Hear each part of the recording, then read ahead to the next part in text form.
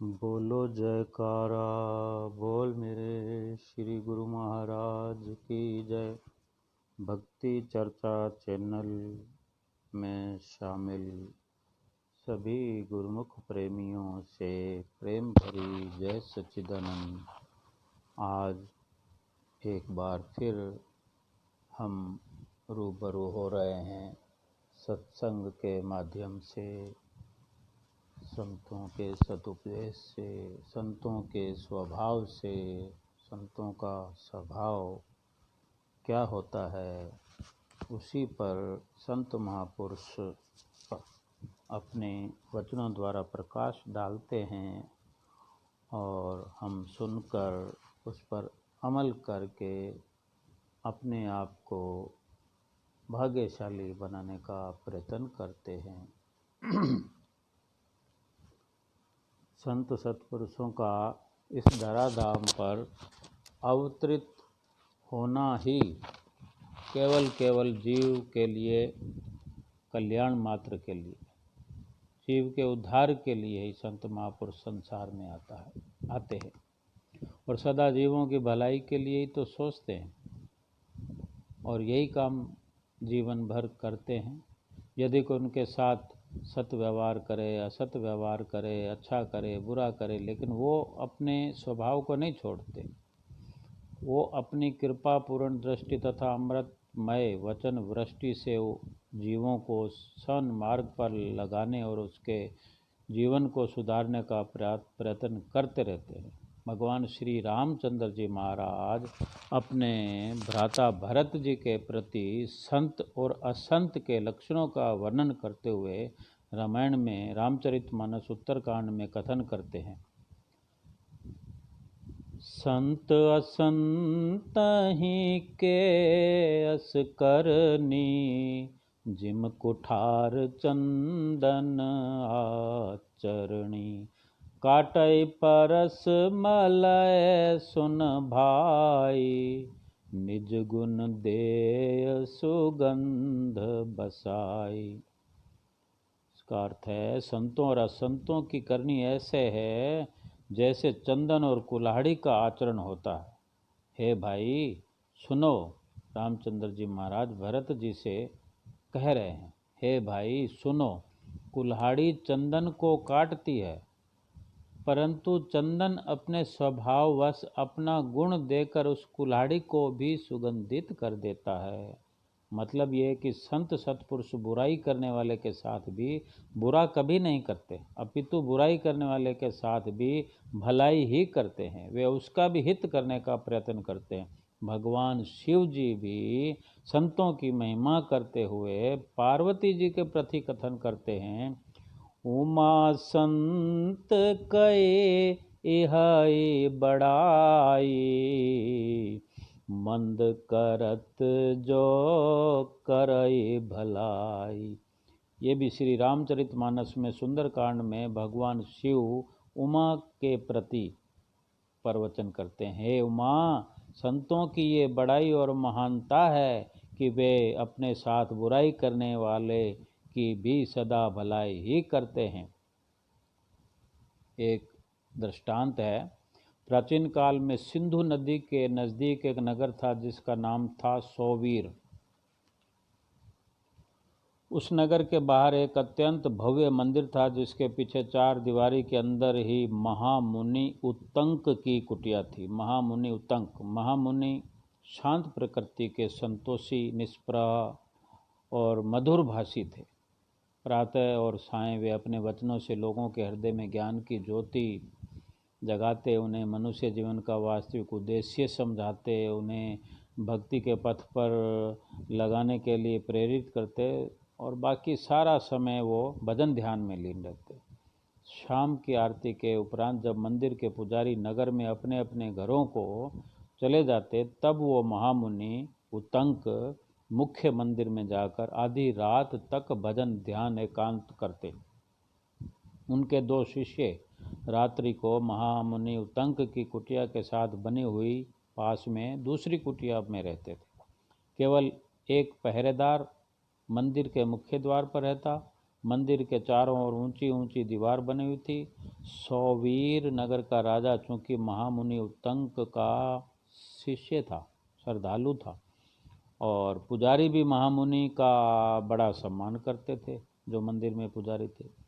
एक बार कणिक नाम का लुटेरा अपने साथियों सहित उस तरफ आ निकला। उसकी दृष्टि जब उस भव्य मंदिर पर पड़ी तो वो चकित रह गया।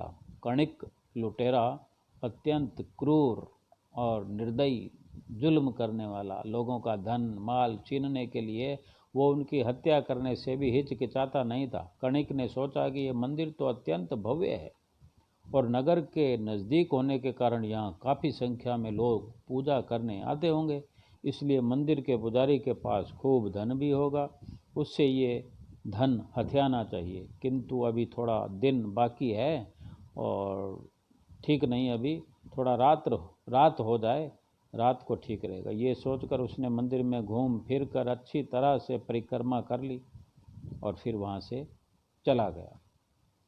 और सूर्यास्त होते ही, अंधेरा होते ही अपने साथियों के साथ फिर वापस आ गया। सभी लुटेरे मंदिर के नज़दीक ही एक फलों के बाग में छिप कर बैठ गए और इंतज़ार करने लगे। आधी रात के समय कणिक ने, लुटेरे ने, मंदिर के चारों ओर चक्कर लगाए और अपने दो साथियों को छोड़कर बाकी सबको मंदिर के चारों ओर अलग अलग स्थान पर खड़ा कर दिया। उसके बाद अपने दो साथियों सहित वो एक वृक्ष पर चढ़ गया, जिसकी एक मोटी शाखा मंदिर की चार दीवारी के ऊपर से अंदर की ओर चली गई थी। उस शाखा पर पहुंचकर उसने एक रस्सा शाखा के साथ बांधा और उसके सहारे वे तीनों अंदर उतर कर मंदिर के अंदर चले गए। सर्दी का मौसम था और फिर आधी रात का समय, चारों ओर सन्नाटा छाया हुआ था। मुख्य मंदिर में उन्हें हल्का हल्का प्रकाश दिखाई दिया और उन्होंने उधर ही रुख कर लिया। अंदर पहुंचकर उन्होंने क्या देखा कि एक मुनि आंखें बंद और पद्मासन लगाए बैठे हैं। वे मुनि उत्तंक थे। लुटेरों को तो पुजारी की तलाश थी, अतः उन्होंने दबे पांव मंदिर के परिसर में चारों ओर घूम फिर कर अच्छी तरह देखा। महामुनि उत्तंक, उनके दोनों शिष्य और पहरेदार के अलावा मंदिर के परिसर में अन्य कोई दिखाई न पड़ा, क्योंकि पुजारी तो शाम की आरती के बाद नगर में अपने अपने घर चले जाते थे, जो पुजारी लोग थे। तो महामुनि भजन ध्यान में लीन थे। उनके दोनों शिष्य अपनी कुटिया में गहरी निद्रा में सो रहे थे, जो पास वाली कुटिया थी, और पहरेदार जो था वो अपनी कोठरी का द्वार बंद करके अपने खर्राटे मार रहा था। कणिक लुटेरे को कोई ऐसा कमरा नजर नहीं आया जिसमें धन माल रखा होने की संभावना हो, ऐसा कोई लगा नहीं उसे। तो वो सोचने लगा, धन माल रखने के लिए यहाँ अवश्य कोई गुप्त कमरा होगा जिसकी जानकारी मुनि जी को अवश्य होगी, अतएव उन्हें डरा धमका कर उसके कमरे के बारे में पता करना चाहिए। सोचकर उसने पहला काम तो ये किया कि पहरेदार की कोठरी के द्वार की बाहर से सांकल चढ़ा दी, बाहर से दरवाज़ा बंद कर दिया कि वो अंदर ही पड़ा रहे, और अपने दोनों साथियों को मुनि उत्तंक के शिष्यों की कुटिया के निकट खड़ा कर दिया, ताकि यदि कोई शिष्य जाग जाए तो वे उसे काबू में कर लें। उसके बाद खुद मुख्य मंदिर के अंदर जाकर खड़ग तान कर मुनि उत्तंक के सन्मुख खड़ा हो गया और गरजते हुए बोला, बताओ धन कहाँ छिपा रखा है। महामुनि उत्तंक तो भजन ध्यान में लीन थे, वे उस लुटेरे के प्रश्न का क्या उत्तर देते। कणिक लुटेरे ने 2-3 बार अपना प्रश्न दोहराया, आवाज़ लगाई, परंतु जब मुनि जी की ओर से कोई उत्तर नहीं मिला, वो ध्यान में लीन थे। वो क्रोध से भड़क उठा और उसकी आंखों से आंख बरसने लगी लुटेरे के।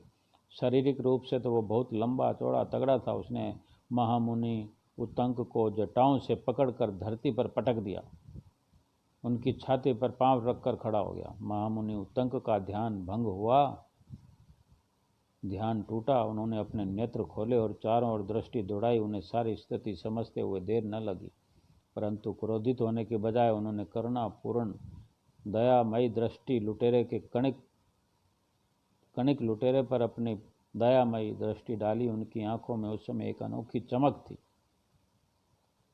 मुनि जी के, जिसे देखकर कणिक जैसा लुटेरा क्रूर भी सहम गया, डर गया, आश्चर्य से उनकी ओर देखने लगा और इतनी सर्दी में उसका पूरा शरीर पसीने से तरबतर हो गया।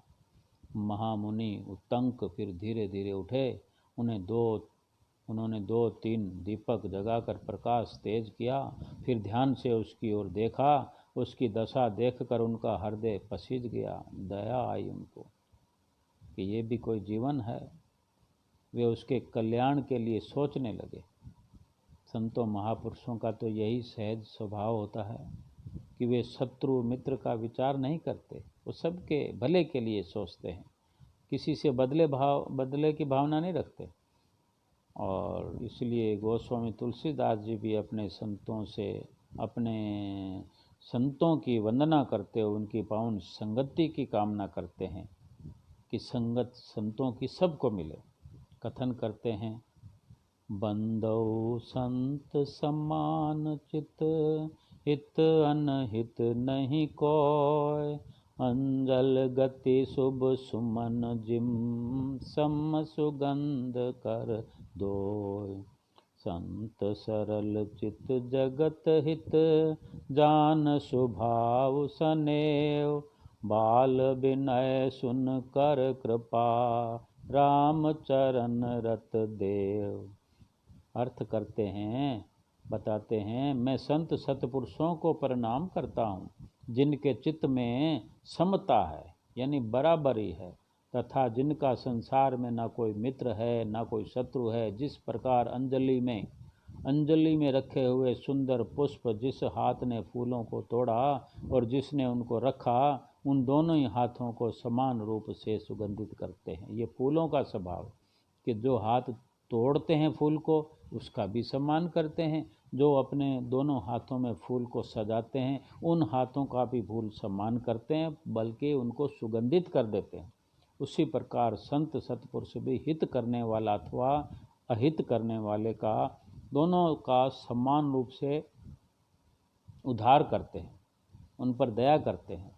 संत सतपुरुष सरल हृदय और जगत के हितकारी होते हैं। उनके ऐसे स्वभाव और स्नेह को जानकर मैं भगवान से वो विनती करता हूँ, मेरी इस बाल विनय को सुनकर हे भगवान कृपा करके संत सतपुरुषों के चरणों की प्रीत मुझको दीजिए। और उसके कल्याण की सोचकर फिर जो आगे दृष्टांत है, और महामुनि जी उसके कल्याण की सोचकर उत्तंक ने लुटेरे कणिक को संबोधित करते हुए समझाते हुए शीतल और मधुर वाणी में कहा, भाई तुम कौन हो और बिना किसी कारण के मेरा वध क्यों करना चाहते हो? क्यों करना चाहते हो वध? मैंने तुम्हारा क्या बिगाड़ा? मैंने तुम्हारा कभी कोई अपराध अथवा अनिष्ट किया हो ऐसा मुझे याद नहीं पड़ता। यदि तुम धन लूटने के प्रयोजन से यहाँ आए हो, यहाँ धन कहाँ से आया? किंतु एक बात मैं तुमसे अवश्य कहना चाहूँगा कि तुम जो लूट मार का धंधा करते हो ये काम ठीक नहीं है। किंतु कणिक ने महामुनि उत्तंक के इन प्रश्नों का कोई जवाब नहीं दिया और उसी प्रकार दूर खड़ा महामुनि उत्तंक की ओर देख रहा था। महामुनि कुछ पल तो उसकी ओर निहारते रहे, फिर बोले, मनुष्य मन माया की धोखे में आकर पाप कर्मों में लग जाता है। पाप कर्म करके अपना लोक और परलोक बिगाड़ लेता है। जो दूसरों की हत्या करके दूसरों का धन लूटता है, अनेक प्रकार के पाप करके अपना जीवन व्यतीत करता है और अपने परिवार का पालन पोषण करता है, उससे भी एक दिन संसार छोड़कर तो जाना पड़ेगा। तब क्या परिवार के लोग तथा अन्य संबंधी जन अथवा लूटमार करके एकत्र किया हुआ कुछ धन अथवा कोई अन्य पदार्थ उनमें से साथ जाएगा? कभी नहीं। मरने के बाद तो मनुष्य के द्वारा किए हुए पाप और पुण्य कर्म ही उसके साथ जाते हैं, बाकी सब कुछ तो यहाँ धरे का धरा रह जाता है। मनीषियों का कथन है, धनानि भूमो पशुवश्य गोष्ठे, भार्या ग्रह द्वार जना शमशाने, देहस्य चित्यायाम परलोक मार्गे कर्मानुगो गच्छति जीव एक। अर्थात धन जो होता है, हम जिसके पीछे झूठ कपट छल करते हैं, वो धन आखिर में भूमि में गड़ा रह जाता है। पशु जो होते हैं गौशाला में बंधे रह जाते हैं। स्त्री घर के द्वार तक साथ देती है जब ये जीव जा रहा होता है, और संबंधी तथा मित्र आदि शमशान तक साथ जाते हैं, और जो शरीर है वो चिता तक साथ रहता है। परलोक में तो ये जो जीव है अपने किए हुए कर्म साथ लेकर अकेला ही चला जाता है, और जीवन में जिस प्रकार के कर्म जीव करता है उसी के अनुसार उसको परलोक में फल मिलता है। शुभ कर्म और पुण्य कर्मों का फल सदा शुभ, और अशुभ कर्मों और पाप कर्मों का फल सदा अशुभ होता है। जैसा कि फिर कथन है, फरमाते हैं महाभारत में भगवान श्री कृष्ण, यादृशम वपते विजम क्षेत्र मासदम कर्षकहा सुकृत्य दुष्कृत्य वापि तादर्शम लभते फलम। अर्थात किसान खेत में जिस प्रकार का बीज बोता है उसी के अनुसार इसको फल प्राप्त होता है। इसी प्रकार सुकृत यानी शुभ कर्म अथवा दुष्कृत यानी दुष्कर्म, जैसा भी कर्म किया जाता है वैसा फल मिलता है। शुभ कर्मों अथवा पुण्य कर्मों के फल स्वरूप मनुष्य को स्वर्ग की प्राप्ति, जहाँ अनेक प्रकार के दैवीय सुख भोगने के उपरांत उसे मृत्यु लोक में फिर जन्म लेना पड़ेगा। ये शुभ कर्मों की बात है कि वो भोगने के बाद जन्म तो फिर लेना पड़ेगा, मृत्यु लोक में आना पड़ेगा, और 84 लाख योनियों के चक्कर में भ्रम करते हुए निम्न कोटि की योनियों के दुख कष्ट सहन करने पड़ते हैं। भगवान श्री कृष्ण चंद्र जी महाराज कहते हैं, ते तम भुक्त्वा स्वर्गलोकम विशालम क्षीणे पुण्य मृत लोकम विशन्ति एवं त्रिय धर्म मनु प्रपन्नागतागतम काम कामा लभन्ते। यानी वे उस विशाल स्वर्ग लोक को भोग कर पुण्य खत्म होने पर मृत्यु लोक को फिर प्राप्त होते हैं। इस प्रकार स्वर्ग के साधन रूप तीनों वेदों ऋग्वेद यजुर्वेद तथा सामवेद में कहे हुए सकाम कर्म का आश्रय लेने वाले और भोगों की कामना वाले मनुष्य का बार बार आवागमन होता है, अर्थात बार बार जन्म लेते हैं, मरते हैं। इसी प्रकार अशुभ दुष्कर्मों के फलस्वरूप मनुष्य को नरकों तथा आसुरी लोकों की प्राप्ति होती है। ऐसे लोगों के विषय में वर्णन करते हुए, असूर्या नामाते लोकाध्यंत तमसाव्रता तास्ते प्रेत्याभिगच्छन्ति ये केचात्महनो जनाः। अर्थात ऐसे लोग पाप कर्म करने वाले लोग मरणोपरांत नरक रूपी असुर संबंधी लोकों में जाते हैं, जो ज्ञान रूप अंधकार से ढके हुए वहाँ चिरकाल तक दुख कष्ट तथा यातनाएं भोगने के उपरांत उन्हें फिर मृत्यु लोक में आना पड़ता है। आवागमन गमन के बंधन में फंसकर 84 लाख योनियों के चक्कर में घूमते हुए युगों तक नीच योनियों के दुख कष्ट सहन करने पड़ते हैं। हे भद्र पुरुष, मन माया के अधीन होकर मनुष्य जो भी भले बुरे करता है उन कर्मों का फल तो उसे अकेले ही भोगना पड़ता है, उसमें अन्य कोई भागीदार नहीं होता। तुम जिस प्रकार के कर्म कर रहे हो ये सब अशुभ अथवा पाप कर्म है। तुमने ये कभी नहीं सोचा इन पाप कर्मों परिणाम कितना भयंकर होगा जो तुम्हें अकेले ही भुगतना पड़ेगा। इस पर तुमने कभी विचार किया?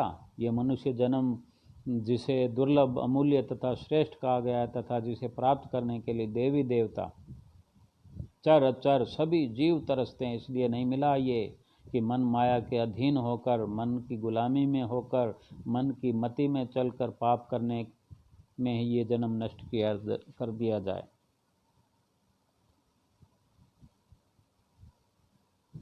तो ये समझा रहे हैं मुनि जी, कह रहे हैं इसलिए हे भद्र पुरुष, हे भले मानस, इस बहुमूल्य उत्तम मनुष्य जन्म को पाप कर्मों में नष्ट मत करो।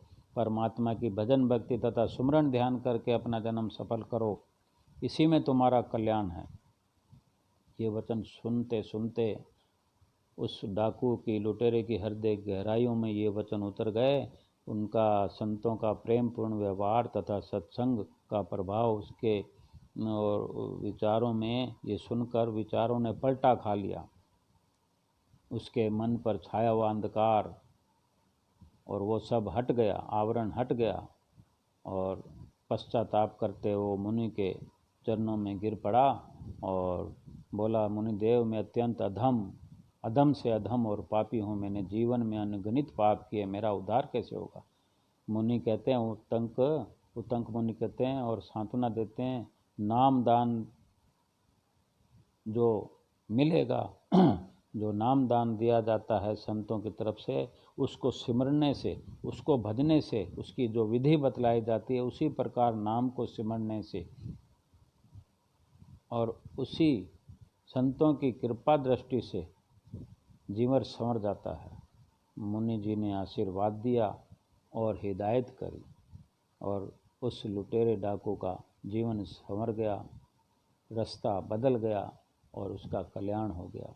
हम भी विचार करें कि हमारे जीवन में जो हम धन इकट्ठा करते हैं ये भी साथ जाने वाला नहीं है, तो इस धन को किस प्रकार से एकत्र करते हैं। झूठ से, छल से, कपट से, अकारण झूठ बोलते हैं, झूठ बोलते रहते हैं। हम चाहें तो विचार कर सकते हैं, जब साथ किसी ने निभाना नहीं और इस प्रकार एकत्र किए हुए धन को सब ने मिलकर खाना है और भोगना हमने अकेले ने, तो हमें विचार करना चाहिए संतों की वाणियों पर और सोचना चाहिए। अगर समझ में आ जाए तो संतों महापुरुषों से जो नाम मिला है, जो श्री गुरु महाराज जी ने हम पर कृपा की है और कर रहे हैं, करते रहेंगे, उस पर अमल करते हुए अमली जीवन व्यतीत करना है और अपना ये लोक भी और परलोक भी सुहेला बनाना है। बोलो जयकारा बोल मेरे श्री गुरु महाराज की जय।